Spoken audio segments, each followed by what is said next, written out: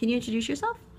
My name is Emily Dawson. I am a senior public relations major at the University of South Carolina, and I spent my fall 2014 semester abroad in Seoul, South Korea. Great. Can you tell us why you decided to do a study abroad program? Well, I knew I wanted to go abroad. I wasn't sure where, and the guy that I was dating seriously at the time is military, got stationed over there, so I decided to look at programs there and ended up finding a journalism one that was new. I was the first person to go, and because of that I was able to get some really awesome scholarships. Great. So a lot of our students tell us that finances are a big issue. Can you tell us the scholarship that you earned and how other ways that you maybe were able to afford the program? The scholarship that I earned was the Global Korea Scholarship, and it was from the Korean government, and it paid a portion of my ticket, a large portion, and then it gave me a monthly kind of allowance stipend and a settling in fee. So that was really helpful. Outside of that, I used some loans, which I typically use when I go to school anyway, so that wasn't anything out of the ordinary. And then I have always had jobs in college, so I just use money from that as well. Okay, great.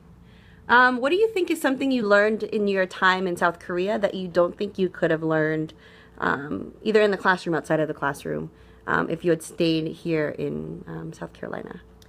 Well, being there, I didn't pay for data and I didn't have a SIM card on my phone, so I was only able to use Wi-Fi.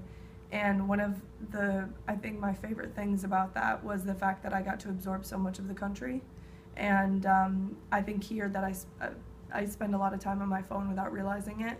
So one thing I definitely wouldn't have learned is how to navigate the Seoul subway system. And I now am somewhat of an expert at that, which I'm pretty proud of.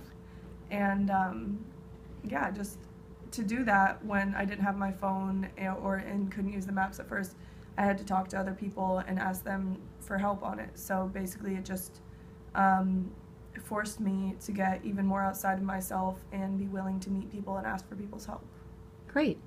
So my last question is, what advice do you have for students who are hesitant, they think it's too expensive, they don't think it's for them? What advice do you have for them in regards to studying abroad? It's not too expensive. You will find a way. I like to think of life, ironically, as the game of Monopoly. You buy the property when you land on it, and then you're going to always go around the board again. You're going to pass go. You're going to earn $200 more. So money will come. That's not the big concern.